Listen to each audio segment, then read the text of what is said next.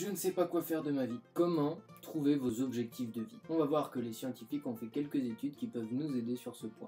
Bienvenue sur Philosciences, la chaîne de philosophie où on essaie de s'appuyer sur les sciences. Générique.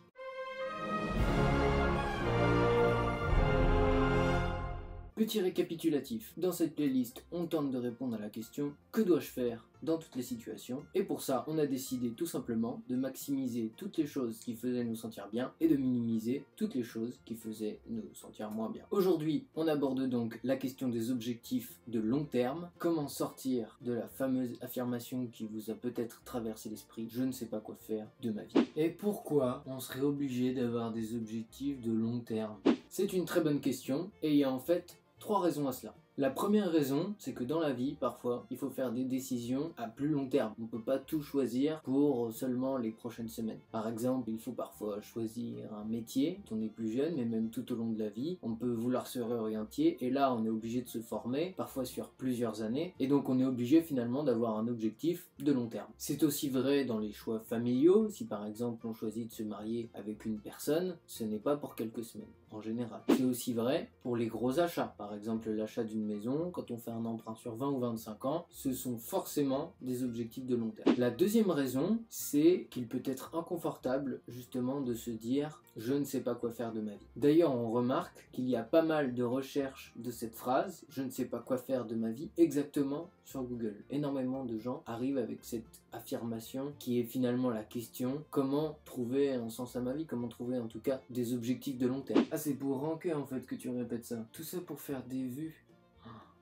Tu me dégoûtes. Je ne vois pas l'intérêt de faire du bon pain si personne va en manger. Troisième raison d'avoir des objectifs de long terme, la santé. Différentes études semblent montrer qu'on meurt plus, mais qu'on est aussi plus malade quand on n'a pas d'objectifs de long terme. Il y a notamment une étude qui montre qu'on a plus la maladie d'Alzheimer on n'a pas d'objectif de long terme, ou pour le dire autrement, de but dans la vie. On peut par exemple citer l'étude de Patricia Boyle, Lisa Barnes, Aaron Buckman et David Bennett de l'université de Chicago, portant sur 1238 personnes âgées. En fait, ils étaient plus nombreux au début, mais on a enlevé une centaine de personnes qui étaient séniles. Voilà. Les conclusions de cette étude sont que ceux qui ont un but dans la vie meurent 57% de moins que ceux qui n'en ont pas. Mais c'est quoi ton étude encore? Comment tu veux évaluer un truc pareil? Avoir un but dans la vie? C'est une excellente remarque. Pour ce faire, les chercheurs ont donné 10 affirmations aux gens. Ceux-ci devaient à chaque fois noter de 0 à 5 pour dire dans quelle mesure cette affirmation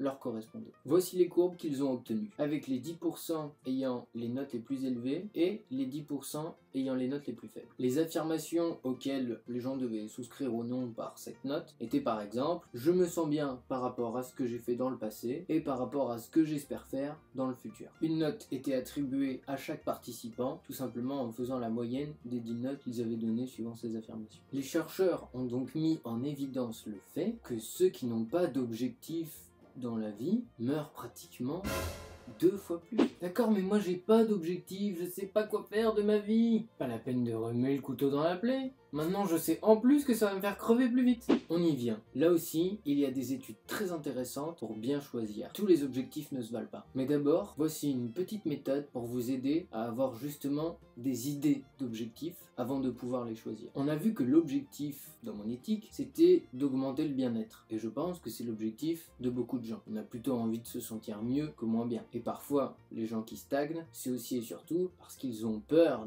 du déplaisir de changer. Ce n'est pas du tout qu'ils sont fondamentalement pour être malheureux. Et donc pour établir nos objectifs, on va tout simplement essayer de voir ce qui nous donne du plaisir, du bien-être à court terme, moyen terme et long terme. Par exemple à court terme, j'ai remarqué que je suis hyper bien quand je travaille très intensément ou quand je fais du sport. Je ne pense à rien d'autre, je suis bien à ce que je fais. Évidemment, c'est quand un travail qui n'est ni trop dur, ni trop facile, mais dans lequel je sens que je suis bon, mais qui en même temps me captive totalement. Les scientifiques appellent cette expérience le flow. On est comme pris dans un flux qui nous emmène. De nombreuses études montrent que c'est dans ces moments-là qu'on se sent le mieux. Oui, parfois au travail. Je m'en balance du flow et du plaisir de court terme, gna gna gna. Je veux savoir quoi faire de ma vie, donc des objectifs de long terme. Merci. Oui, mais sur le long terme, on peut faire pareil. Par exemple, sur le moyen terme, ce qui semble me faire plaisir, me rentre bien, c'est de cultiver des amitiés, de belles amitiés, découvrir de nouvelles choses, alors que c'est parfois du déplaisir à court terme, etc. Je sens que c'est quelque chose qui m'apporte vraiment du plaisir. Voilà, on continue. À moyen terme, mais presque aussi long terme. Merde, le long terme.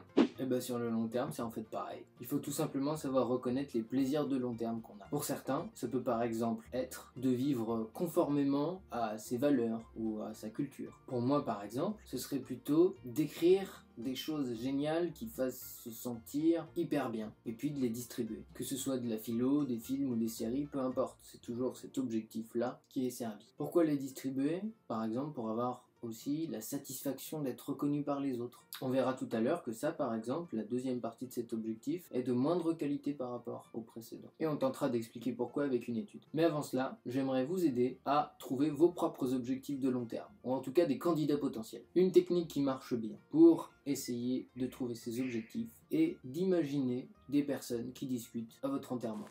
Oui, c'est lui. Qu'aimeriez-vous qu'ils disent quand ils diront « Oh, il va me manquer, Jean-Paul, Annette ou Ernest. Il était tellement... » Que voudriez-vous qu'ils disent à ce moment-là? Gentil, intelligent, drôle, étrange, professionnel, inspirant, appliqué, humble, courageux, combatif, déterminé, ambitieux, bon musicien, bon prof. Il faisait du si bon pain. Il écrivait ou il fabriquait de si beaux livres. Quelle belle découverte il a faite. Il faisait de si belles robes. Il a vraiment promulgué d'excellentes lois. Évidemment, il ne faut pas forcément se mettre trop la pression avec l'excellence à tout prix. D'autant plus si cela ne vous fait pas trop envie. Mais imaginez cette scène peut vous aider à trouver des directions à suivre. On est vraiment obligé de faire un truc pour les autres comme ça? De se mettre en avant et tout? Ou pas? Ça m'a l'air une vision bien orgueilleuse ton truc. Est-ce qu'on n'est pas infiniment plus orgueilleux de priver la communauté de ses potentielles compétences pour des histoires d'orgueil et d'ego? Je pense qu'il faut tout simplement faire de son mieux. De toute façon, on sera bientôt tous morts. Alors, tâchons de s'éclater quand même un peu avant. Enfin, s'éclater. Il faut trouver un équilibre entre les plaisirs de court terme et long terme. En 1931, le psychiatre Beran Wolf écrivait « Si vous observez un homme vraiment heureux, vous le verrez en train de construire un bateau, d'écrire une symphonie, d'éduquer son fils, de cultiver des dahlias dans son jardin et de rechercher des œufs de dinosaures dans le désert de Gobi. » Aujourd'hui, de nombreuses études confirment que c'est bien les projets qui rendent plus heureux. Non, non, stop. Tu vas pas remettre ça. Donc là, on va dire que j'ai quelques objectifs de long terme. Et toi, tu vas, s'il te plaît, m'indiquer comment bien les choisir. Voilà. S'il te plaît. Effectivement, comme on l'a dit tout à l'heure, tous les objectifs ne sont pas égaux. D'après une étude de Niemek, Ryan et Deci de 2009, les gens ayant des objectifs intrinsèques, c'est-à-dire des objectifs de développement personnel, par exemple, je veux devenir plus généreux, je veux devenir plus attentif aux autres, je veux devenir un connard, c'est possible aussi. Oui, en imaginant que c'est du développement personnel, oui, d'accord.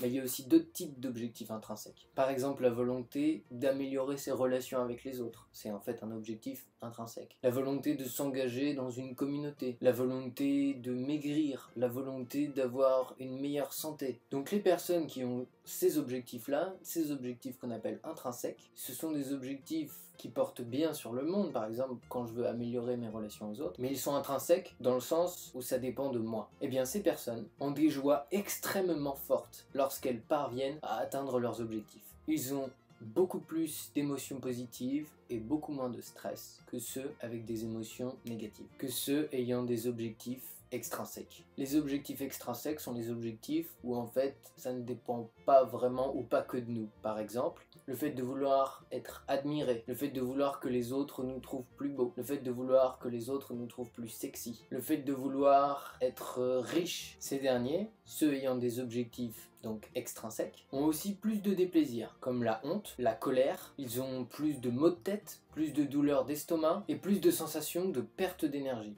Ah ouais, donc c'est pour ça que ton objectif de distribuer au plus grand monde là, c'est moyen, hein, pas fou. Et oui, c'est un objectif qui est presque extrinsèque, dans le sens où par exemple je voudrais distribuer au plus grand nombre pour être connu, admiré, et je ne me fixerai que sur le regard de l'autre. Si par contre je veux distribuer au plus grand nombre ce que je produis aujourd'hui dans une visée d'aider l'autre, de lui procurer du plaisir, parce que je sais que ça m'en procure à moi. Là par contre, on est bien dans un objectif intrinsèque. Par ailleurs, les objectifs intrinsèques amènent aussi plus de succès. Une étude menée sur plus de 11 000 scientifiques et ingénieurs travaillant dans les entreprises américaines a montré que les personnes travaillant avec une motivation intrinsèque, de défi intellectuel et de volonté de maîtriser quelque chose de nouveau, déposent significativement plus de brevets que ceux dont la principale motivation est l'argent. Et ce, même en prenant deux personnes travaillant avec la même intensité et la même application. C'est donc vraiment une autre qualité de travail que cela amène. C'est une étude de Soerman et Cohen de 2008 que je vous mettrai comme toutes les autres en description, dont le nom est What Makes Them Thick.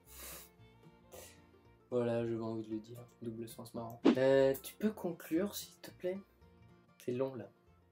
Effectivement, il est temps de conclure. Si vous ne savez pas quoi faire de votre vie, c'est un problème et vous pouvez y remédier avec toutes les techniques que j'ai données. Et des études montrent d'une part que vous serez plus heureux, vous serez moins malade et vous vivrez plus longtemps si vous avez des objectifs de long terme, et d'autre part, si vous êtes attentif à choisir plutôt des objectifs intrinsèques et non extrinsèques par rapport aux autres, vous aurez moins de colère, moins de stress, moins de mal partout dans le corps et plus d'émotions positives. Et enfin et surtout, vous aurez plus de plaisir, de réussite, puisque vous aurez tendance à mieux réussir dans ce que vous entreprenez. Je vous mets toutes ces études évidemment en description. Et voilà, c'est la fin de cette grosse vidéo. N'hésitez pas à commenter, à liker, à vous abonner, à partager même, pourquoi pas, soyons fous, cette vidéo. Je sais pas encore comment faire, mais je pense que je vais lancer un Tipeee, parce que je travaille beaucoup pour ces vidéos.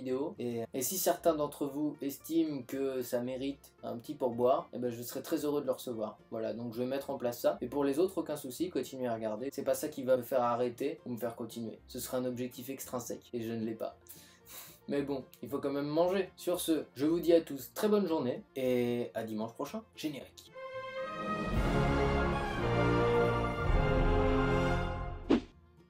C'est fini, on t'a dit. Eh bah casse-toi. Alors, l'agressivité avec moi, ça passe encore. Avec les gens, tu vas te calmer. Mollo. Ah non, mais c'est fini, il reste. Qu'est-ce que tu veux que je te dise? C'est fini, c'est fini. Ils se barrent. Ils font ce qu'ils veulent. Bah non, on dit c'est fini, ils se cassent. Voilà, c'est comme si je te dis, bon bah voilà, je t'ai invité chez moi, on a bu un verre. Je te dis, il n'est de bonne société qui ne se quitte. Et bah tu dégages. Tu t'enfonces, tu t'enfonces, tu t'enfonces. Quelque part, c'est peut-être pas vraiment fini s'ils sont encore là. Bah si, c'est fini, t'as dit que c'était fini. Bah oui, mais regarde, là tu parles encore, donc c'est pas complètement fini. C'est fini, à partir du moment où t'as dit que c'est fini, ouais, là on parle, mais ça compte pas, voilà. Ce sera peut-être même coupé au montage, tu vas couper ça au montage. Non, je pense que je veux pas couper au montage, parce qu'on voit bien toute ta débilité, là. On voit bien ton... Tu vois? Comme t'es obtus. Ouais. Je pense que t'es obtus, ouais. Moi, je suis un esprit obtus, moi. Moi. Oui. Toi, mais... On n'a qu'à faire une vidéo qui se termine pas. Ok. Moi je m'en fous. Génial.